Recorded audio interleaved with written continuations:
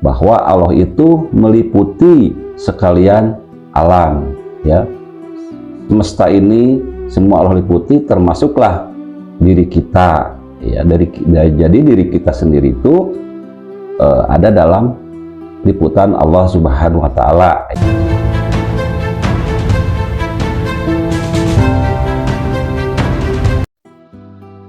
Assalamualaikum warahmatullahi wabarakatuh. Bismillah, alhamdulillah, wasyukurillah, wala haula wala quwata illa billah. Sahabat Nusantara yang dirahmati Allah, semoga semuanya dalam keadaan sehat walafiat dan tidak lupa selalu bersyukur atas nikmat yang telah Allah limpahkan kepada kita semua. Sahabat Nusantara, Allah sudah menampakkan dengan jelas perbuatannya dalam berbagai bentuk af'al, ya, yakni dalam bentuk jirim, jisim, johar, dan arod, ya. Nah, apa yang dikatakan tubuh jisim? Tubuh jisim itu adalah bentuk yang tidak dapat dilihat mata, ya, seperti angin, malaikat, setan, dan lain-lain, ya. Nah, apa yang disebut bentuk johar? Nah, bentuk johar adalah bentuk-bentuk dalam bentuk cahaya-cahaya, ya, cahaya matahari, cahaya lampu, ya, dan lain-lain. Nah, apa yang disebut arod, ya? Bentuk arod adalah bentuk-bentuk sekalian yang baru atau yang baharu, ya, yang muhaddas. Nah, baharu adalah segala sesuatu yang diadakan Allah dari tiada menjadi ada, ya, itu arod. Ya, termasuk kita merasa senang, bahagia, ya, dan lain-lain, ya, yang diciptakan oleh Allah atau yang diadakan oleh Allah itu termasuk dalam kategori arod, ya. Nah, kalau Allah ada dengan sendirinya, ya, Allah menyatakan juga dalam bentuk asma, ya. Berbagai-bagai nama yang ada pada sekalian alam menunjukkan asmanya. Jadi semua nama-nama yang ada di alam semesta ini adalah semuanya menunjukkan asmanya, ya. Nah, di dalam kitab Adul Nafis yang saya baca ini dinamakan Tauhidul Asma, ya, semua bermuara pada asma Allah. Allah tunjukkan juga perbuatannya dalam berbagai-bagai sifat-sifatnya, ya. Semua yang kita pandang adalah dalam bentuk sifat, ya. Jadi semua bermuara kepada sifatullah, ya. Nah, di dalam ilmu tauhid itu dinamakan tauhidus sifat, ya. Mungkin nanti ke depan kita bahas, ya, satu persatu apa itu tauhidul af'al, tauhidul sifat, ya, tauhidul asma, ya. Itu ada pembahasan panjang tersendiri. Nah, Allah nyatakan juga zatnya dalam bentuk laisa kamislihi sayun, ya, zat laisa kamislihi sayun. Jadi artinya dalam bentuk tidak ada seumpamanya, tidak ada bandingannya, ya. Jadi Allah itu, zat Allah itu tidak bisa disamakan dengan yang lain, nggak bisa diumpamakan, nggak bisa ditafsir-tafsirkan, ya. Nah, coba kita renungkan, sahabat Nusantara, zat Allah saja tidak sama dengan sesuatu, bagaimana lagi Tuhannya, gitu. Tentu terlebih laisa lagi, ya, tidak bisa ditafsirkan lagi. Maka, ya, Tuhan itu cukup disadari ada, ya itu. Sahabat Nusantara, tidak ada yang ada, ya itu hanya wujud Allah semata yang ada. Mana yang dikatakan wujud Allah yang ada itu, ya, Allah berfirman dalam Quran, ya, Quran surat Fussilat ayat 54, ya, yang bunyinya wallahu bikulli syai'in muhit, ya, artinya bahwa Allah itu meliputi sekalian alam, ya, semesta ini semua Allah liputi, termasuklah diri kita, ya, jadi diri kita sendiri itu ada dalam liputan Allah Subhanahu wa Ta'ala, ya. Tuh. Zat itu yang meliputi sekalian alam dan meliputi zahir batin. Jadi semua lahir batin itu ada dalam liputan Allah Subhanahu wa Ta'ala. Dzat Alexa kamislihi syai'un. Rasulullah Shallallahu Alaihi Wasallam juga bersabda, ya, Innallaha ta'ala yang zuru illa azamikum wala illa suwarikum walakin yang juru illa kulubikum, ya. Dalam ibadah jatuh penilaian Allah itu pada hati.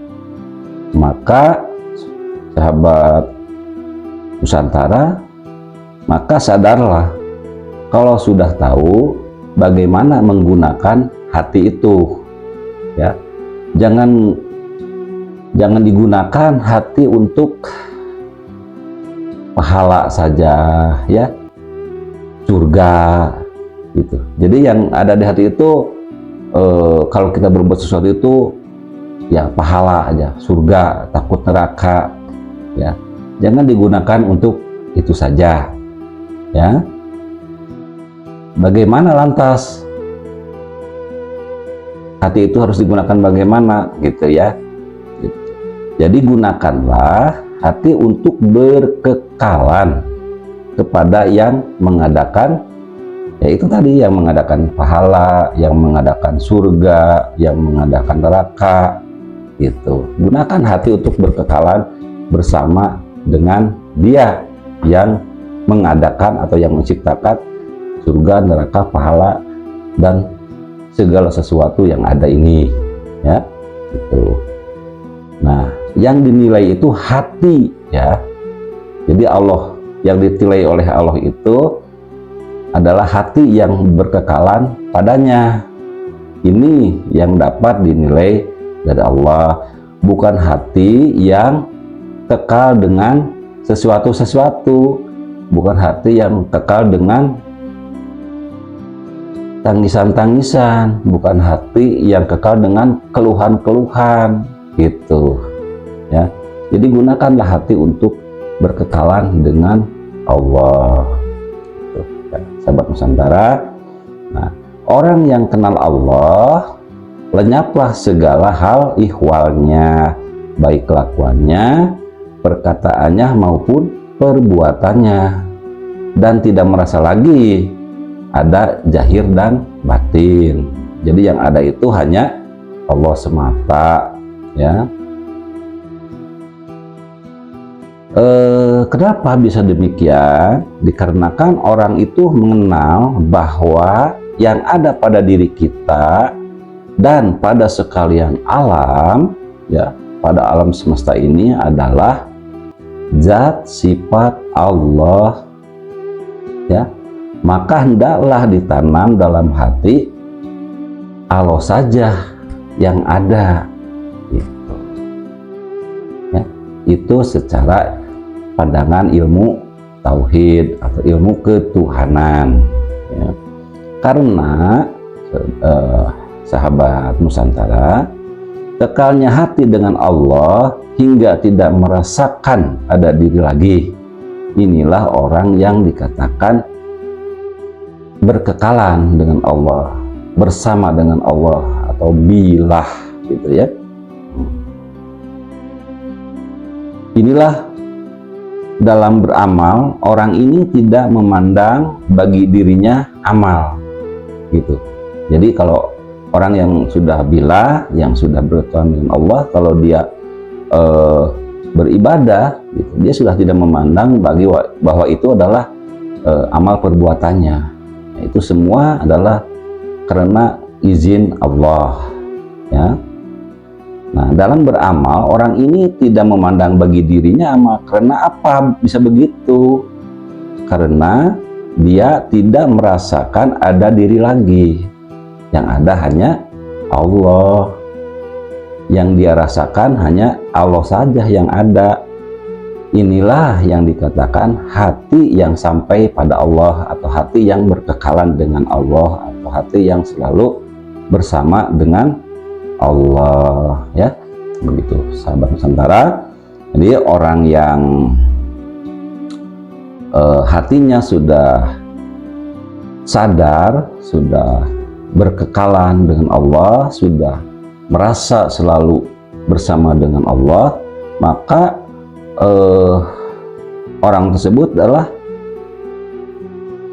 tidak merasakan punya diri dan tidak mempunyai segala-galanya, gitu, ya. Jadi orang yang sudah berkekalan dengan Allah, itu segala-galanya adalah Allah semata, ya. Dalam pandangannya dirasakan hanya Allah saja yang ada, ya.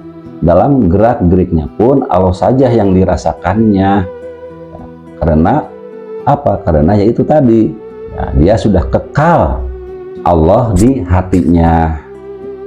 Jadi hatinya sudah dipenuhi oleh rasa bersama, rasa kekal dengan Allah, hingga yang ada hanya diri Allah saja di hatinya.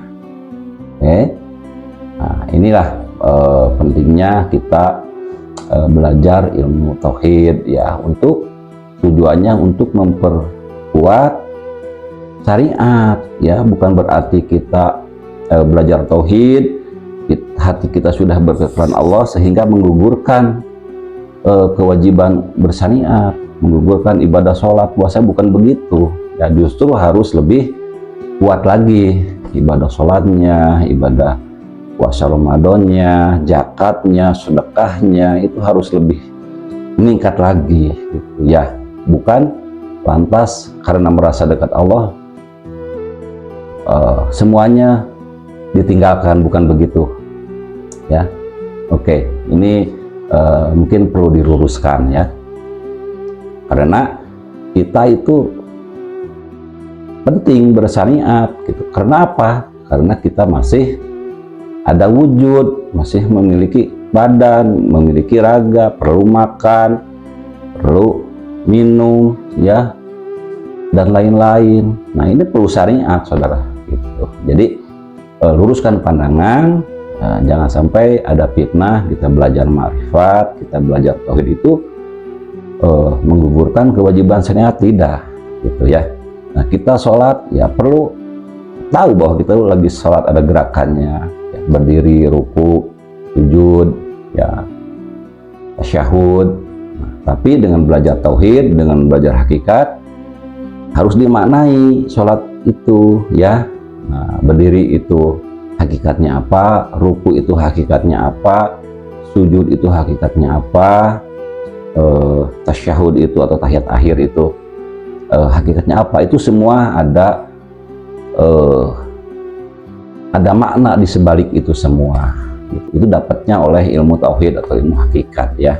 Kalau gerakannya, rukun-rukunnya itu ada di bab ilmu syariat, di bab ilmu fikih, ya. Silahkan pelajari, sahabat Nusantara. Nah, oleh karena itu hendaklah yang ada pada diri kita dimakrifatkan, gitu, ya. Kalau tidak kenal, ya, seolah-olah dirinya berbuat ibadah yang diperintahkan oleh Allah itu, ya. Nah, tidak disebut ibadah kecuali dengan mentauhidkan Allah Subhanahu wa Ta'ala. Nah, tadi kan sudah dibahas, karena ibadah itu menjadi tidak sah jika disertai syirik, gitu. Nah, itulah pentingnya kita belajar tauhid, kita mengesahkan diri kita kepada Allah itu supaya apa? Supaya tidak berlaku syirik gitu ya. Kalau kita tidak belajar tauhid, tidak belajar mengesahkan keahadan Allah ya, maka kita akan berlaku syirik gitu ya. Jadi akan membayangkan wah Allah itu adalah sosok atau sesuatu gitu ya gitu. Nah, maka tauhid ini adalah mengesahkan Allah dalam beribadah. Adapun syirik itu adalah memberikan sesuatu bentuk ibadah kepada selain Allah gitu ya. Sementara itu Allah sangat tidak mengampuni dosa syirik, sahabat Nusantara. Begitu beratnya dosa syirik ya gitu. Jangan ada terbersit di hati selain Allah, gairullah ya gitu. Inilah pentingnya untuk belajar tauhid, untuk belajar hakikat, supaya tidak ada kesyirikan di dalam hati, supaya tidak ada yang selain Allah di dalam hati ya. Begitu, karena itu dosa yang sangat tidak diampuni oleh Allah, syirik itu ya. Oke, syirik itu bukan hanya syirik kita misalnya pergi ke dukun menyembah berhala-berhala, bukan hanya itu adalah namanya syirik jali. Tapi itu ada lagi yang lebih halus lagi ya, syirik khafi, syirik hofian ya. Itu nanti ke depan kita bahas lagi tersendiri ya. Oke, sahabat Nusantara, untuk sementara itu saja mungkin yang dapat saya sampaikan ya. Kenapa saya konsen di sini untuk bukan menggurui, tapi ini kita saling wasiatan, kita saling mengingatkan ya betapa pentingnya kita menempuh atau belajar tauhid atau belajar ma'rifat atau belajar hakikat itu supaya apa? Itu intinya saudara-saudara, supaya kita bisa mengikis kesyirikan-kesyirikan yang ada pada hati kita ya. Itu untuk kita itu hati kita itu supaya berkekalan dengan Allah yang Maha Esa, Allah yang Maha Tunggal, Allah yang Ahad ya. Tidak ada sesuatu lagi gitu, ya, di dalam hati itu hanya Allah semata-mata ya gitu. Oke, itu saja, semoga dapat dipahami yang sudah berlaku atau yang sudah menempuh tauhid. Syukur alhamdulillah. Yang masih menjajaki, nggak ada salahnya kita mengicip-icip ya, kita mulai mengicip-icip, kita mulai belajar, mulai buka-buka gitu ya. Nah, gitu. Silakan dipahami, dirasakan ya.